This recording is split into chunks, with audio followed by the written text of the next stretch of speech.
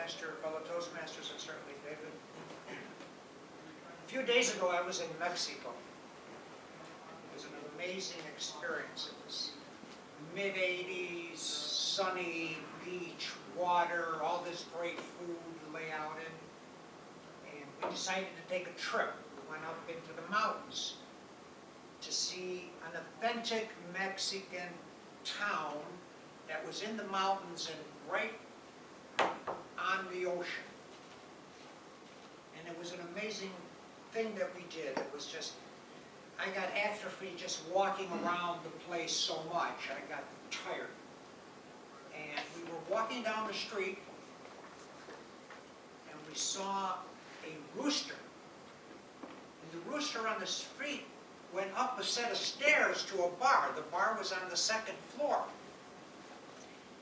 And immediately the bartender came out, grabbed the rooster by the wings and just held him, and he threw the rooster out into the street. The rooster was just flying around, going crazy. And the one important lesson that I learned in Mexico was not to get cocky in Mexican bars.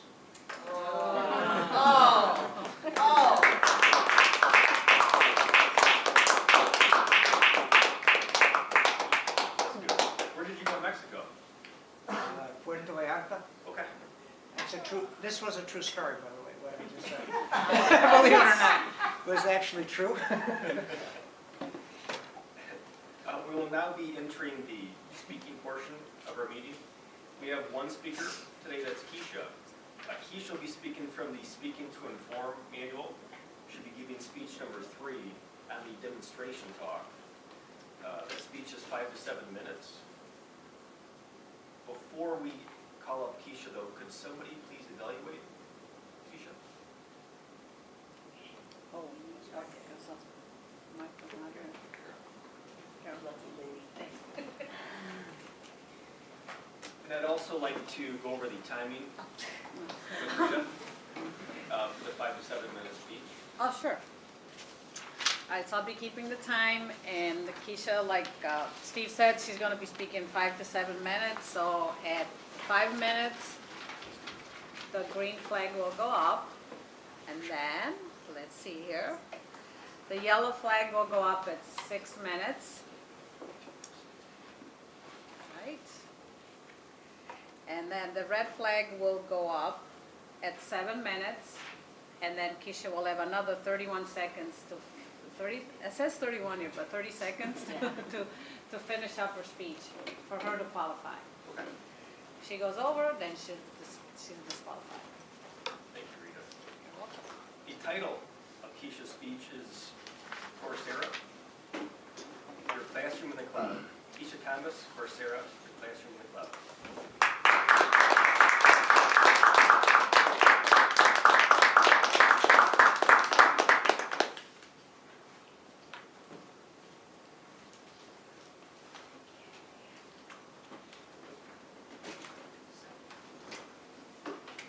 Fellow Toastmasters, honored guests, I'm sure it is no surprise to any of you that the internet has changed our lives both personally and professionally. Every aspect, from retail to insurance to entertainment, the internet has been a game changer for everything. Well, what I want to talk to you about today is how the internet has changed education, and particularly the explosion of MOOCs. MOOC is actually an acronym that stands for Massive Open Online Course, and you may be familiar with it. There are several players in that space, like Khan Academy, edX, Udacity, but the one that I want to speak to you about today is called Coursera. And basically, these MOOCs are kind of the modern-day equivalent of correspondence courses. For some of you who might remember those, back in the day, you could mail away for materials, videos, that sort of thing that you would pop in your VCR, but now it's all moved to the web. And the focus is really on wide access to a large swath of people, often at no cost. So when you come to a site like Coursera, the other ones function pretty similarly. You are invited to create an account. Or in the case of Coursera, they also offer the option of logging in with your Facebook account if you already have one, so you wouldn't have to create a completely new one. But I've already created one, so I'm going to log in.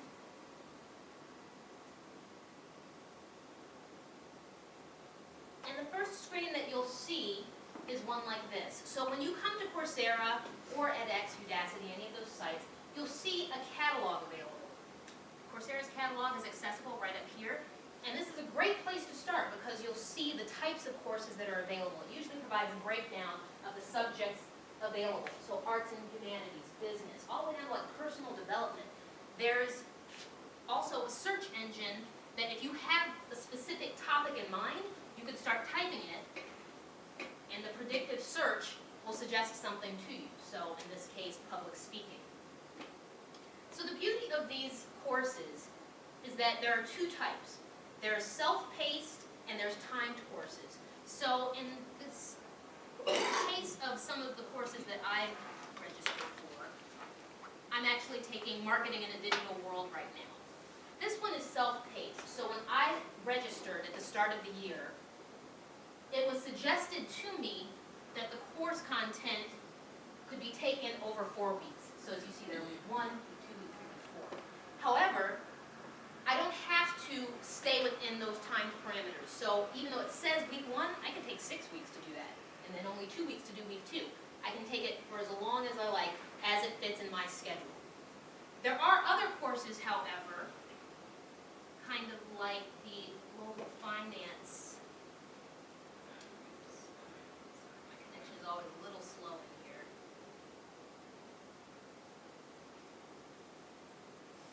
The global financial crisis. This one is actually being led by former Secretary of the Treasury Tim Geithner, so I'm really interested to start this. It starts today. And this one is actually timed over a specific time frame. So when they have these course times along the side, week 1 down through week 11, it actually means that. So I need to do the week 1 content in week 1, week 2 content in week 2. Depending again on your availability and your life and things going on, you may or may not want to engage in those sorts of things. So regardless of the type, whether it's self-paced or timed, there are 5 basic components to all of these sites, or excuse me, courses. There are readings, which are often free. They're blog posts, there are online articles that are available. In some cases, they're Harvard Business Review articles, but those can actually be accessed for free as well. Because the emphasis is really not on you buying a bunch of expensive textbooks or paying an expensive university. It's on equal access to all for these courses. So there are those types of readings. There are also video lectures. For example,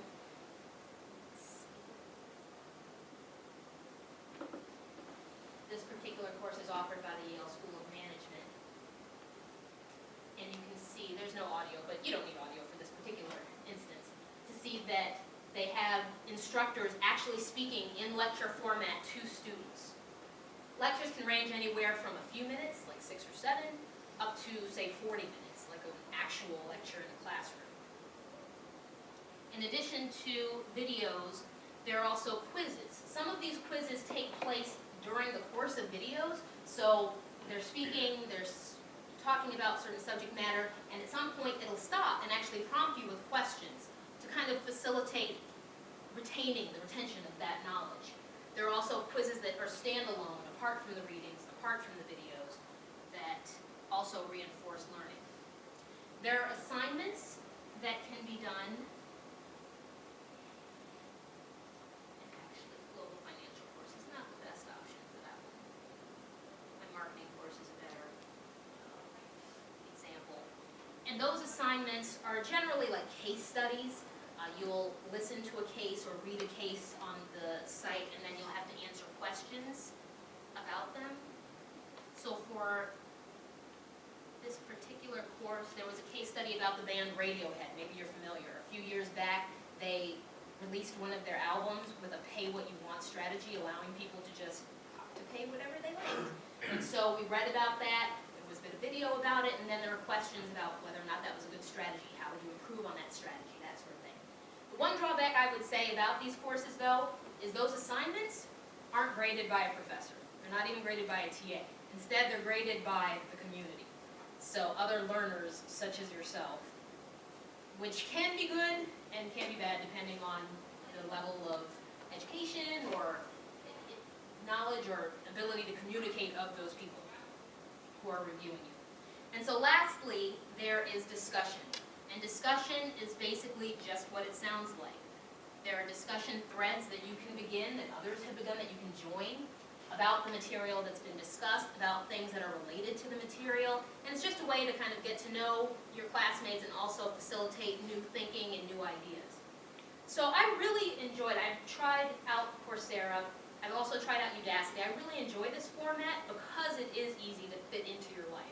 It's kind of hard sometimes, depending on where you live and what your time constraints are, to go to a university and sit down for 3 hours and hear a lecture. That's a great format, I have nothing against it, but this is actually a lot more beneficial for people who are on the go. All of these things are also available on your smartphone, your tablet, your laptop as well.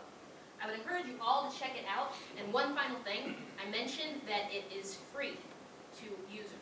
That is true. You can take all of this for free, no cost to you. However, their pricing model does involve an upsell. If you want to just take these courses for your own knowledge, great, do that for free. But if you want credentials showing that you actually took it, that's when you pay. So I took that marketing course completely no charge, and I have that information in my head, but I couldn't really put it on my LinkedIn or my resume. I guess I could, but no one has a way of really verifying that. For $79, I could get the credential that says, yes, she took this, yes, she passed it, that sort of thing. So again, I would encourage you to check out any of these, Coursera, edX, Udacity, Khan Academy. They're all great resources, and there's a plethora of courses to help you avoid the atrophying of your skills.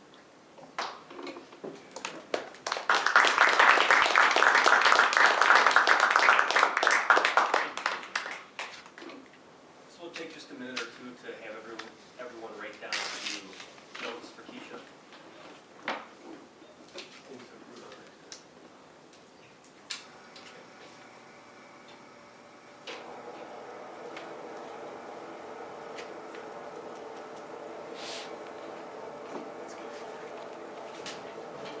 If you keep taking those classes, your mind will never atrophy. Keep learning and growing.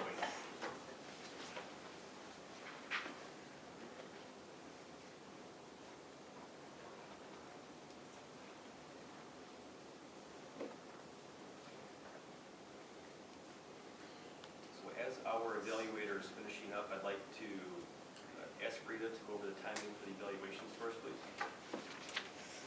Okay. So the time is gonna be, for the evaluator, it's 3 minutes.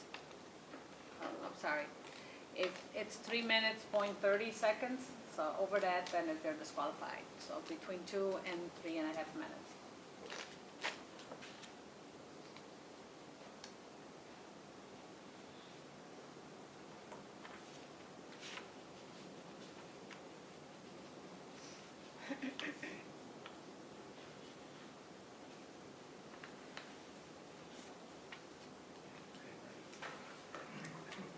I would now like to call up evaluator Michael Lowe. Michael.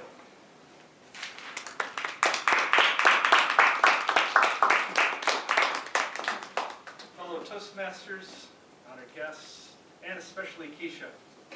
Keisha, I was really impressed with this presentation of yours. It was so confident, I think, in the way that you presented it. It flowed.